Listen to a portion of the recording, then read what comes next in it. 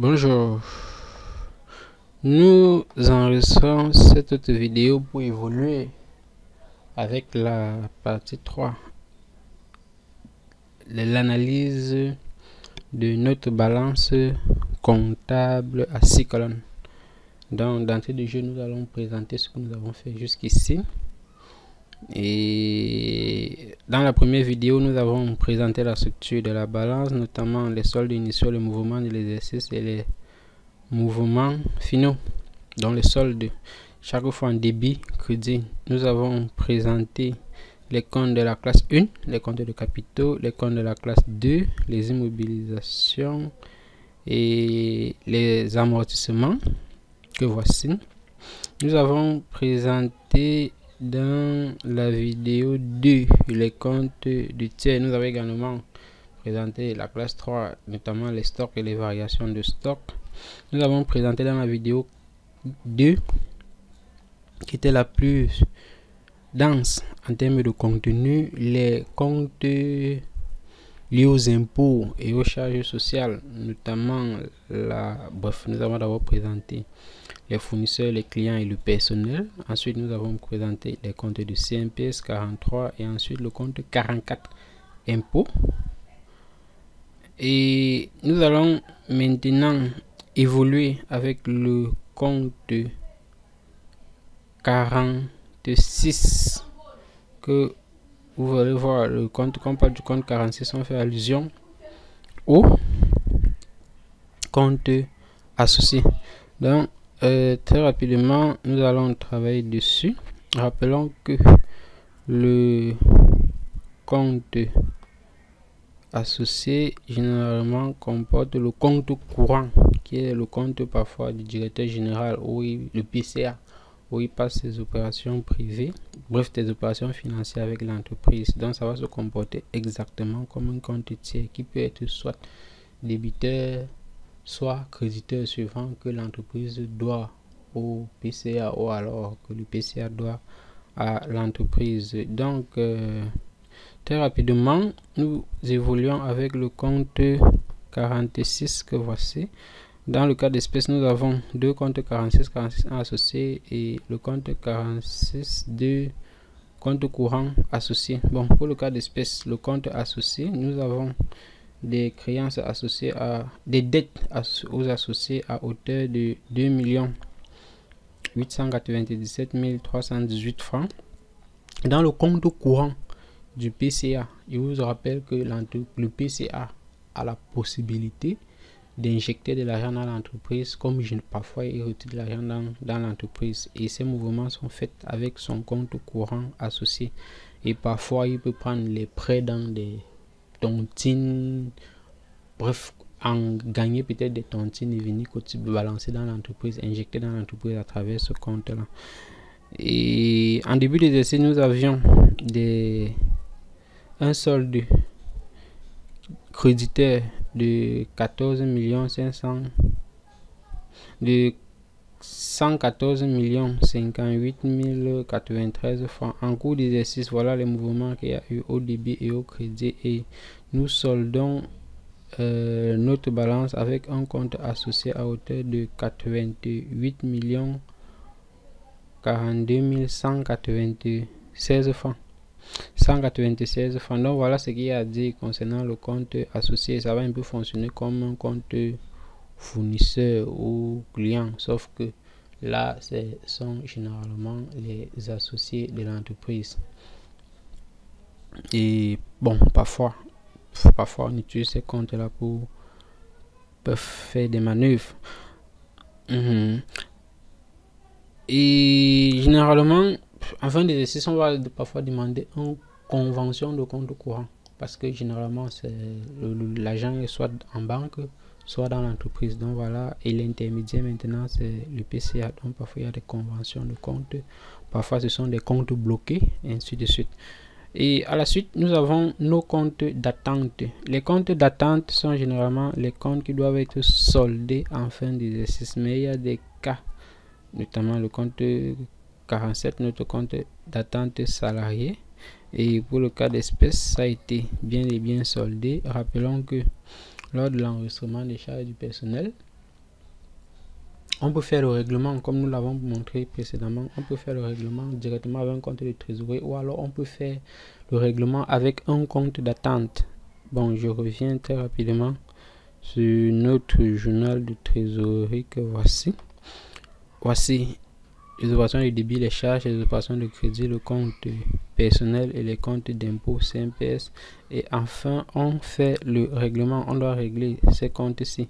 Généralement, on peut utiliser un compte d'attente ici. Pourquoi? Parce que ces salaires-ci, à la clôture du mois, ne sont pas parfois réglés. C'est pour ça qu'on utilise le compte d'attente. Une fois qu'on règle, on les balance dans le compte de trésorerie adéquat. Et vous êtes d'accord avec moi que lorsqu'on clôture les comptes au 31 décembre de l'exercice, les comptes ne sont pas encore, parfois les salaires ne sont pas encore virés. C'est pour ça qu'on utilise un compte d'attente. Une fois qu'on vit, on les ramène dans leur compte d'origine. Ok, nous allons... Ça, c'était pour expliquer le fonctionnement de ce compte, les comptes d'attente. Ici, ça a été bien évidemment soldé. On a les charges constatées d'avance. Quand on parle de charges, on a... Bon, ça, voilà. Notre compte d'attente a été effectivement réglé. Quand on parle de charges constatées d'avance, on peut constater une charge, comme par exemple le loyer. Le loyer, si on doit payer le loyer dans 2-3 mois, on peut faire une constatation de charge. Donc nous sommes en janvier, on a payé jusqu'en février. Ça veut dire que le loyer de février est constaté avant. On va passer ça dans un compte de charge constaté avant. Et lorsque l'échéance va revenir, on va le ramener dans son compte initial. Bon, on a enfin les créances douteuses que nous avons soulevées plus haut lorsque le client, un de nos créanciers, devient douteux ou alors montre des signes des probables d'insolvabilité. On constate dans un compte de créances douteuses. Très bien, donc voilà ce que nous avions à dire pour finir avec les comptes de la classe 4. Actuellement, nous allons attaquer avec les comptes de trésorerie. On fait allusion notamment au compte de banque et au compte de caisse et éventuellement les comptes des emprunts s'il y en a eu. Nous pouvons remarquer ici que nous avons en fin d'exercice, en début d'exercice, à l'ouverture de l'exercice, nous avions un montant de 6 millions à la première banque et de 101 361 820 francs à la deuxième banque. Et je vais m'arrêter avec les banques. Et nous avons des dettes à hauteur de 7 104 672 francs qui va faire l'objet, c'est sûr que c'est en cours d'amortissement et qui doit faire l'objet d'amortissement. Et nous pouvons remarquer, voici comment on va lier la première banque. En début d'exercice, nous avons 6 millions. En cours d'exercice, nous avons fait des entrées en banque. Nous avons fait des entrées en banque à hauteur de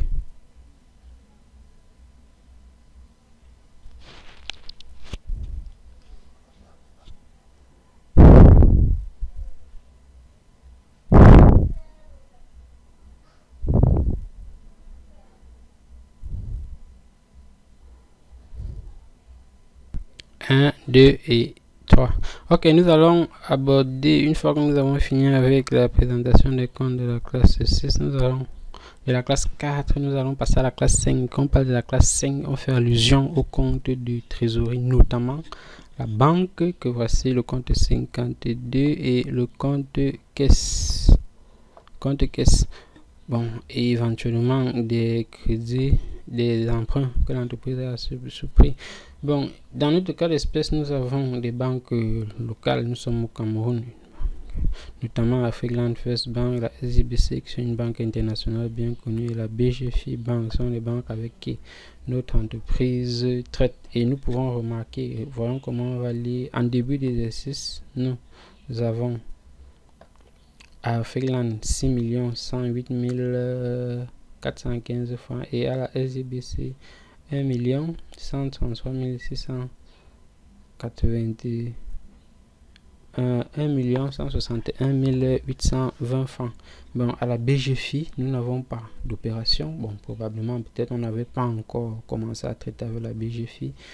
C'est probable qu'en cours de cet exercice que nous avons ouvert un compte à la SGBFI, rappelons que les entreprises ont toujours besoin d'avoir plusieurs partenaires, notamment dans leur argent dans plusieurs banques. Il y a des structures qui traitent avec certaines banques où ils paient uniquement leurs impôts. Il y a d'autres où ils vont solliciter des crédits, il y a d'autres où ils vont verser des fonds suivant les cas, pour éviter de mettre les œufs dans le même panier. Voyons très bien comment le compte banque fonctionne. Bon, très rapidement, si on veut débiter notre compte 52 par exemple, je vais le faire ainsi. Bon, on va débiter bien évidemment avec un compte de produit. Donc on va mettre là 701. On considère une vente 701.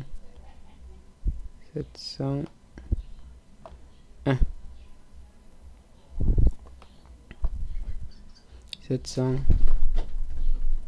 Et là, on a débité notre banque. Donc notre compte banque a augmenté. On a vendu là et on a mis dans la banque. Et ça sera l'inverse. Si on crédite la banque, ça va diminuer. Pourquoi? Parce que si on fait 601, on va mettre dans avec le 52, on va faire l'achat avec le compte banque. La banque va diminuer dans les comptes. Bref, c'est comme ça qu'on dit les comptes de l'actif et des comptes du bilan en quelque sorte. Donc en début d'exercice, nous avons l'argent dans nos comptes respectifs, les deux comptes banques. En cours d'exercice, nous avons fait les ventes dont on a positionné l'argent en banque. Comme vous avez vu, on a versé ce montant en banque. Notamment à Afrique, on a versé 160 772 029 francs et à la BGF, on a versé 10 millions. Et en termes de dépenses, nous avons dépensé au niveau de Afriland 162 725 050 et on a à la fin un solde débiteur à hauteur de 4 155 394 francs. Donc voilà notre compte bancaire débiteur. Si c'était créditeur, ça veut dire que notre compte est rouge et que nous on doit plutôt de l'argent à la banque. Et on peut remarquer ici que l'argent que l'entreprise devait en début d'exercice a fait l'objet de remboursement en cours d'exercice et on finit le mois sans dette du côté de la banque. Donc l'entreprise n'a pas actuellement de dette à rembourser. Et le fonctionnement de la caisse, le compte caisse, c'est le même principe, sauf que ici, si on fait une vente en caisse, on va faire directement verser à la caisse. Et de la même façon, si on crédite le compte caisse, ça va diminuer. Par exemple, lors de l'achat, on achète 601 contre le compte caisse, ça diminue l'argent dans notre caisse. Pour le cas d'espèces, nous avons l'argent dans notre compte caisse à hauteur de 6 millions. C'est vrai que c'est beaucoup pour une moyenne entreprise. Ils doivent aller faire le versement en banque. Et en cours d'exercice, ils ont versé 101 millions dans la caisse. Rappelons que lorsqu'on vend en entreprise, on peut vendre en espèces, on peut faire une prestation en espèces, on nous donne de l'argent et quand ça atteint certains seuils, on peut faire le versement en banque. Et enfin, les exercices sont finis avec un compte caisse de 4 262 072 francs. Et parlant des comptes intermédiaires, des comptes de liaison, je vous ai rappelé tout à l'heure que lorsqu'on a beaucoup d'argent en banque, on doit faire le versement en banque. Lorsqu'on a beaucoup d'argent en caisse, on doit automatiquement faire des versements en banque. Et voilà des comptes de liaison, virement de fonds. Voici les comptes qu'on utilise généralement pour faire des versements en banque. C'est pour ça qu'en fin d'exercice, vous remarquerez toujours que ces comptes de liaison sont soldés. Et voici comment nos comptes de liaison fonctionnent. Donc, permettez. Comme vous pouvez le constater, voici un peu le principe. Nous avons beaucoup d'argent dans la caisse, on le retire, on balance dans le compte 58 et on va utiliser notre compte 58 pour faire le versement en banque. Donc l'argent va augmenter ici ça va diminuer là. Et le compte de liaison, c'est ces deux comptes-ci, ces deux bonhommes-ci. Et vous voyez que le montant débit est égal au montant crédit. C'est pour ça que nos comptes de liaison sont toujours soldés. Ces comptes ne portent pas d'argent. Donc voilà un peu de façon ramassée et très bref ce que nous pouvions dire concernant les comptes de trésorerie. À la suite des comptes de trésorerie, maintenant on a fini avec les comptes des à nouveau. Il n'y a plus des à nouveau, on s'attaque au compte de charge de l'exercice. Le principe ici est suffisamment simple. Donc on aura une entreprise de prestation de services. Par conséquent, il n'y a pas achat de marchandises. On attaque directement avec le 62. La variation de stock, on vous a dit comment ça fonctionnait avec le compte 3 où il était question d'annuler le stock initial, de constater le stock final. Et voici notre variation de stock ici. Vous voyez que la variation de stock est négative. Pourquoi? Parce que la variation de stock, c'est stock final moins le stock initial. Ça donne, c'est pour ça que ça en charge. Si le stock final était supérieur au stock initial, ça devait être un produit. Donc on va le compte de variation de stock. Ensuite, premier, achat des matières consommables, bref, les formats, des rames de papier qu'on utilise sur le bureau, les fournitures d'usine, pièces automobiles. Et rappelons que le principe des achats généralement sur le compte de charge contre un compte fournisseur, puisqu'on achète au fournisseur, quand un compte fournisseur, après on passe le règlement, ou alors quand le règlement en espèces, on passe directement avec un compte de trésorerie lorsque le fournisseur n'est pas identifiable. À la suite du compte 60, nous avons le compte 61, le transport du personnel, transport de plis, autres frais d'expédition. À la suite, nous avons le service extérieur. Quand on parle de service extérieur, c'est des consultants externes qu'on a fait appel, sous-traitant général, location et charges, prime d'assurance, autres frais d'appel, frais de marché. On a le compte de frais téléphoniques, droit et internet. À la suite du compte 62 service extérieur A, nous avons le service extérieur B, notamment le compte 63 frais bancaires, autres frais bancaires, rémunération des intermédiaires, honoraires du comptable, honoraires juridiques, ça c'est l'avocat, réception. Et on a les missions. Les missions, lorsqu'on un employé se déplace dans le cadre du service dans une autre ville, on parle de mission, on doit mettre les moyens d'accompagnement à sa disposition, notamment le transport, l'hébergement, s'il doit passer la nuit et autres. À la suite, on a les comptes impôts. Dans le compte impôts, on aura impôts et taxes directes, impôts fonciers, le crédit foncier, le FNE, le précompte sur loyer, les vignettes et autres. À la suite du compte 64, nous avons le compte 65, autres charges. Pour le cas d'espèce, il n'y a que les charges diverses à hauteur de 144 216 francs. À la suite, nous avons les comptes 60, charges du personnel. Rappelons que les charges du personnel, c'est la centralisation des charges du personnel qu'on rassemble tout le compte 66 avec l'impôt sur les sociétés, notamment le crédit foncier, le FNE qui est allé dans le compte 64. Et pour l'expliquer très simplement, nous allons revenir sur notre tableau de centralisation des charges du personnel que voici. On a salaire, prime, nuit, ainsi de suite, prime de nuit, prime de caisse, prime d'objectivité. Et voici nos comptes des impôts, 64, pension vieillesse. Rappelons que ici, ce sont des charges patronales, donc c'est l'entreprise qui supporte notamment la pension vieillesse à hauteur de 4,2%, l'accident du travail, 1,75%. L'allocation familiale que nous avons expliqué précédemment, le crédit foncier, tout ça ce sont des comptes de charge. Vous avez vu la contrepartie. Nous allons revenir sur notre tableau principal. Donc voilà l'ensemble de ces comptes ici en charge. Nous allons évoluer avec le compte 67. Là sont les frais bancaires, intérêts des emprunts. Nous avons le compte 68, les dotations aux amortissements. Ici, nous avons les dotations aux amortissements des immobilisations incorporelles et dotations aux amortissements des immobilisations corporelles. Et si vous faites la somme de ces deux montants, vous allez retrouver le montant des amortissements dans la classe 28 au niveau de la colonne, au niveau du crédit lors des mouvements, comme je vous ai expliqué plus haut.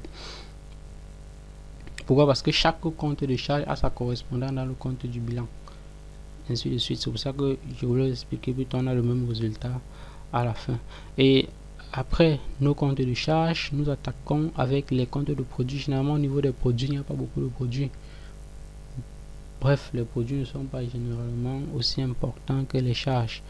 Pour le cas d'espèce, il s'agit d'une entreprise de prestation de services qui gagne des marchés, donc qui effectue des opérations taxables. On aura services rendus dans la région taxable à hauteur de 141 millions et les services exonérés à hauteur de 111 millions pour un chiffre d'affaires que voici de 152 695 970 francs. Et à la fin, voici notre résultat qui est la base de calcul de l'impôt. Rappelons que le taux d'IS est de 28% bon, depuis l'année 2021 au Cameroun, parce que le taux des impôts est fonction de chaque pays, est fonction des besoins de trésor, bref, du budget de chaque pays, c'est interne. L'OHADA réglemente et maintenant en interne, il y a la fiscalité qui sont propres à chaque pays. Et pour le cas d'espèce, notre taux avec les CA c'est 28% plus les CA ça fait 30,8%. C'est pour ça que, et lorsque nous l'appliquons ici, nous trouvons ce montant qui est le montant des impôts. Et ce compte impôt 891 est débité avec au crédit le compte 4411 impôt sur les sociétés. Donc voilà un peu présenter l'ensemble de notre balance à 6 colonnes. Nous allons clôturer en disant que ici nous avons la somme des comptes du bilan, c'est-à-dire les comptes de la classe 1 à la classe 5 que voici. On a débit, crédit, et voilà la différence qui est de 10 millions. Et ici nous avons la somme des comptes de charges, donc les charges, la classe 6 et classe 7 et 8. Bon, 6 et 8 également s'il y a des produits, des charges hors activité ordinaire. Et voici notre même résultat que nous retrouvons, qui vient nous servir de base de ce calcul. Donc voilà un peu présenté, clôturé avec la vidéo 1 sur 3, la troisième partie et la dernière sur la lecture de la balance. Si vous avez aimé, n'hésitez pas à vous abonner à la chaîne, à liker, car ça va nous encourager à faire d'autres productions. Sur ce, portez-vous bien.